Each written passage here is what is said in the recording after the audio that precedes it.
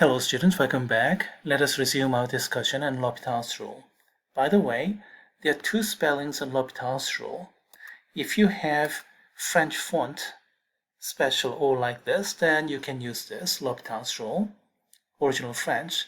If you don't, you can use English spelling like this, using S. Both are correct. And here is the standard version. It works for the fraction, 0 over 0 type or infinity over infinity type. And we went through the standard problems on fraction. Now here are some non-standard problems. What if we have 0 times infinity type limit? You can change it into fraction form. We have some fractions, so let's take a little bit bigger font. Okay, that's better. And we went through this in the previous video. Let's resume. How about the next problem here? This time, which one goes to numerator and which one goes to denominator is a bit less obvious. Here, it was rather obvious because we had e to the negative x power. So flip it downstairs, we have e to the x power. That was rather obvious. This time, it's a little bit less obvious. How do you handle this? Well, one way to change this fraction a times b is to keep it as a over 1 over b. Another way is b over 1 over a. Which is correct? Actually, both are correct algebraically. In terms of limit computation, one of them may be much better than the other. Which is better and which is not as good? Well, that's something you have to figure out.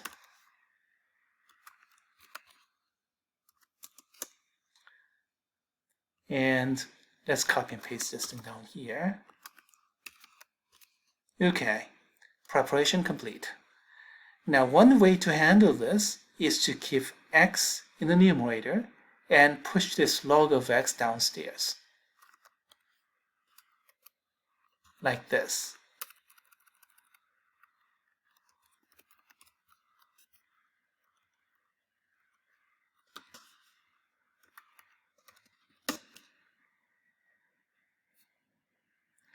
Another way to do the same thing is now keep log of x upstairs and then push this 1 over x to the other side. Not the other side, excuse me. Downstairs. Which is better? Basically, we have these two expressions. Algebraically, both are correct. In terms of limit computation, one will be better and the other one will be not as good. What if I take the derivatives here? Well, the numerator looks good. The derivative of derivative of x is 1, so that's good. And the derivative of 1 over log of x squared is, how do you do this derivative computation here? You can try, but immediately you can find some problem here.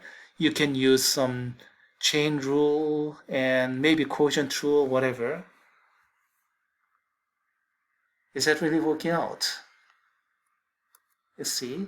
Log of x squared to the negative first power, if you take the derivative, negative, and then log of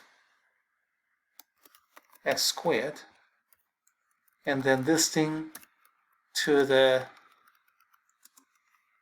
negative second power times the derivative of the inside. Derivative of inside log function, log of x squared, so it is 2x over x squared. I'm not even sure if this computation is correct, to tell the truth. So entire thing here is unclear.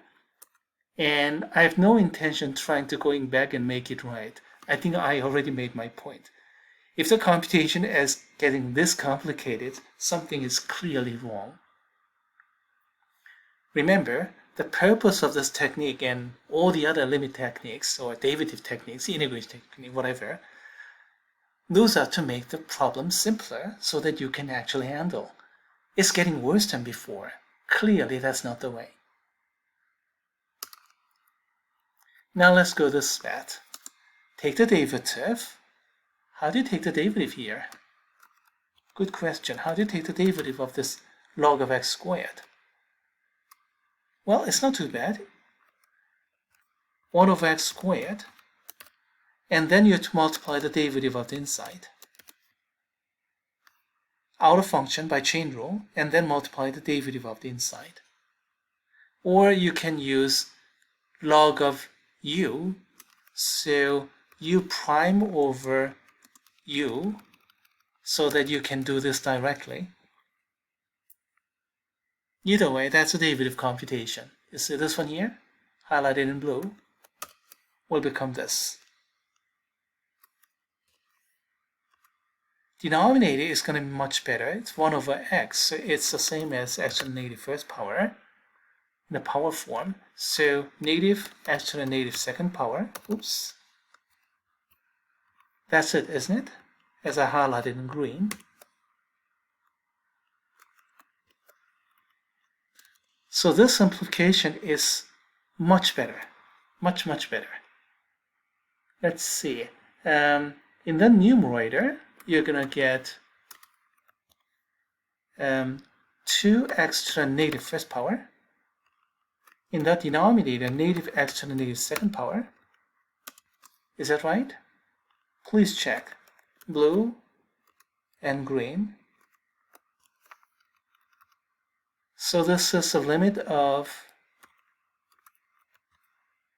let's see, negative 2 just goes up as positive 2, so this entire thing is negative 2x to the first power.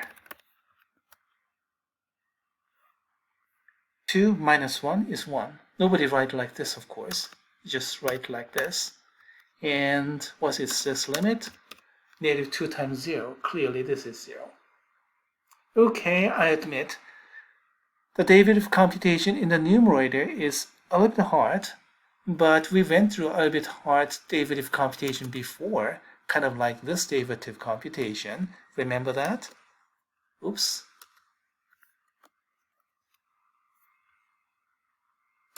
Similar thing, whenever you have to use chain rule, expect some difficult derivative computation, but you should be able to do that. And of course, it's not turning out like this. Clearly, this thing is not working out. So, this one, algebraically not wrong, but analytically it's not working out. This one, difficult here, but it works out. What did I do in my answer key? Yeah, the same. The same.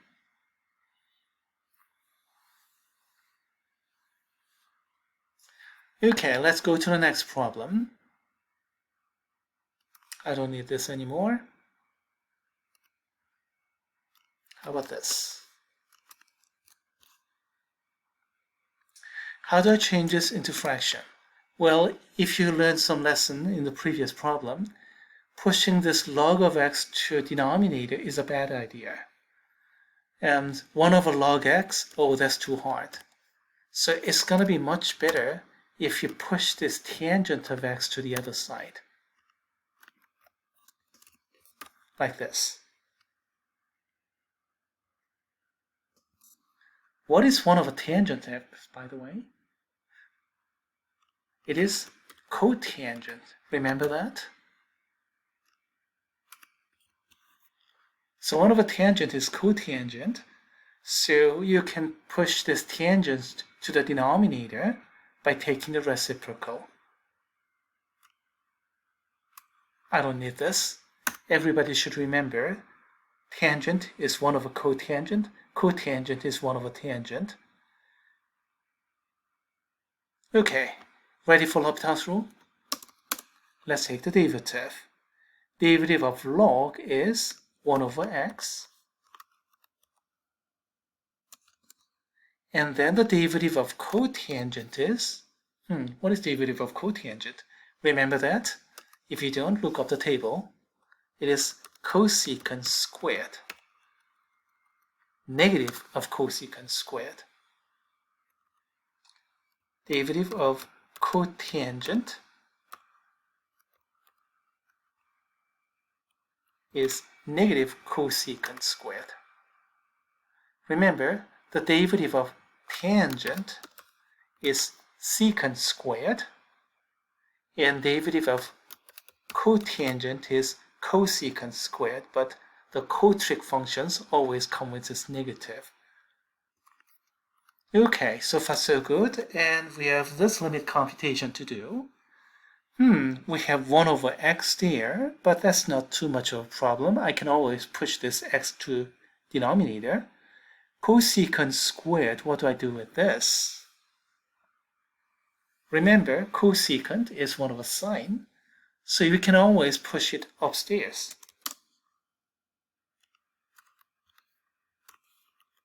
So push that x downstairs, we get x, and push this cosecant upstairs, we get sine squared. And we have this negative sign. Okay, all right, let's keep negative.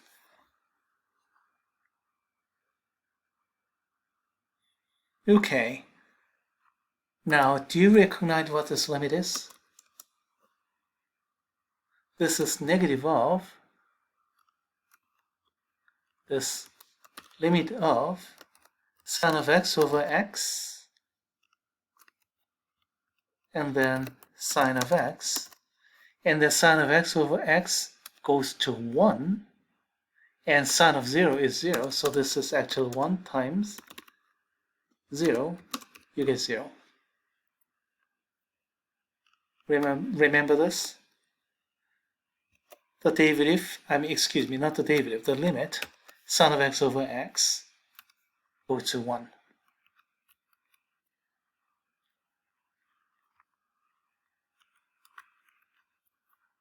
But if you don't remember that, then from here you may have to use L'Hopital's rule. Let's copy and paste this thing here. If you remember sine of x over x going to 1, you can do it this way. In case if you do not remember, please recognize that this is a 0 over 0 type limit. You can go ahead with the derivative computation.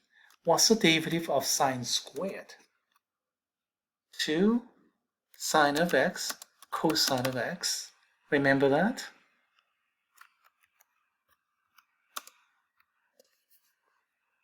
And then you can plug in all those numbers.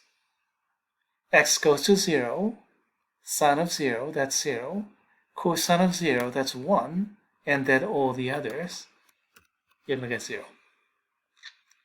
By the way, this derivative computation, sine of x squared, this one, becoming 2 sine of x cosine of x, we went through this already. Here in this problem right here. And how did you do that derivative computation? Remember that?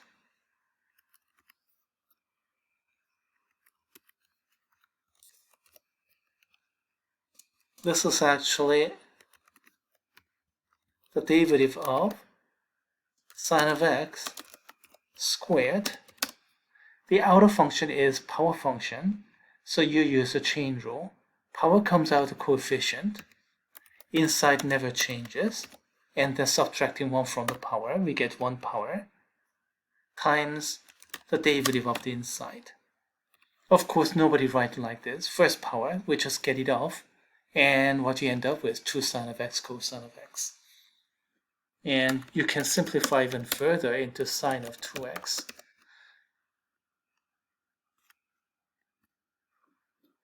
So you can use L'Hopital's rule, or you can use the other limit, the other trig limit. Either way, it'll work out. So we went through some 0 over 0 type limits. 0 times infinity type limits. And we have some more limit computations, and we're going to do those in the third video. Okay, let's end here.